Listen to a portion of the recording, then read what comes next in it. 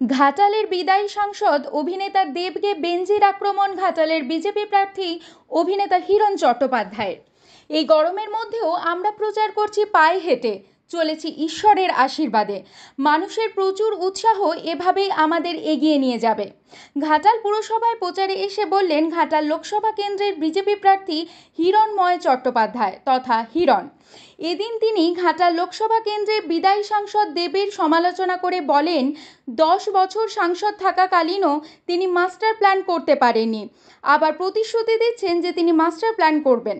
2014 থেকে 2019 সাল পর্যন্ত নির্বাচনে মাস্টার প্ল্যান করার প্রতিশ্রুতি দিয়ে জেতার পরেও তিনি শুটিংয়ে ব্যস্ত ছিলেন, আর আসেননি। 3650 দিন ধরে যিনি মিথ্যে কথা বলেন তাকে কি বিশ্বাস করা যায়? জনতার উদ্দেশ্যে জিজ্ঞাসা করেন হিরণ। তিনি বলেন, বন্যার ফলে এখানকার মানুষ বাড়িঘর ছাড়া হয়ে যান, কেউ মাচা করে থাকেন, এখনো পর্যন্ত অনেকেই বাড়ি পাননি, ত্রিপল টাঙিয়ে থাকেন। মোদিজির সুশাসন যেদিন প্রতিষ্ঠা হবে সেদিন এই দুরবস্থা দূর হবে বলে জানান হিরণ। হিরণ দেবকে মিথ্যেবাদী অভিনেতা বলে কটাক্ষ করেন। এই সরকার ডুবে গেছে, শিক্ষামন্ত্রী জেলে, বহু নেতা জেলে, উনিও হয়তো গরু চুরির কেসে ভোটের পর জেলে যেতে পারেন।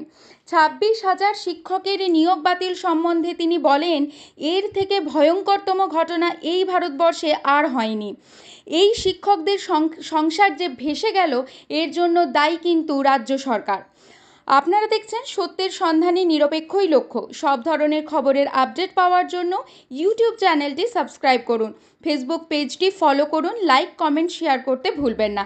আপনার এলাকার ঘটে যাওয়া ঘটনা তুলে ধরতে হোয়াটসঅ্যাপ করুন এই নাম্বারে 9547889511। মানুষকে যে মিথ্যে প্রতিশ্রুতি দিয়ে ভোটে দাঁড়িয়েছিলেন 2014-তে যে ঘাটাল মাস্টার প্রকল্প করবেন, তারপরে তাকে আর দেখা পাওয়া যায়নি। তিনি সোজা কলকাতায় গিয়ে সেখান থেকে শুটিং করেছেন। 2019-এ আবার ফিরে এসেছিলেন ভোটের জন্য, আবার কথা দিয়েছিলেন যে ঘাটাল মাস্টার প্ল্যান করবেন। 2019-এ জিতে আবার চলে গিয়েছিলেন কলকাতা, আবার শুটিং নিয়ে ব্যস্ত হয়ে পড়েছিলেন। আবার 2024-এ এসছেন, এসে বলছেন আবার ঘাটাল মাস্টার প্রকল্প করব। তো এই মানুষটাকে কি বিশ্বাস করা যায় যে 10 বছর ধরে 10 বছর ইন্টু 365 দিন মানে 3650 দিন ধরে মিথ্যে কথা বলেছেন? তাকে বিশ্বাস করা যায় না।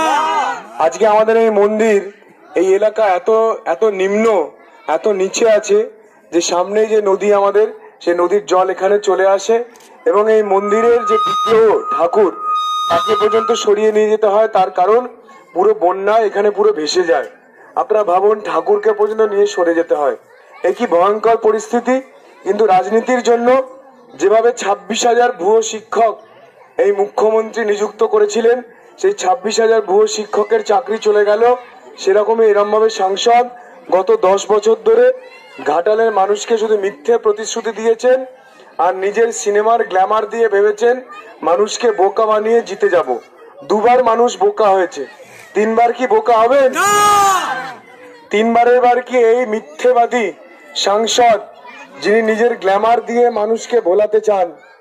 সিনেমা দেখে কি আপনাদের এই বন্যা আটকাবে? না। সিনেমা দেখে কি এই মন্দিরের বিগ্রহ এখানে থাকবে?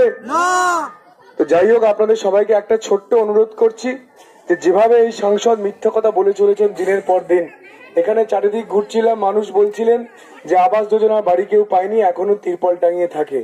আর বন্যা হলে সবাইকে এখান থেকে চলে যেতে হয় অন্য জায়গায়, কেউ বা মাচা বানিয়ে উপরে থাকে। এই ভয়ঙ্কর দিনের অবসান হবে সেদিনকে, যেদিনকে মোদিজির শাসন সুশাসন প্রতিষ্ঠিত হবে।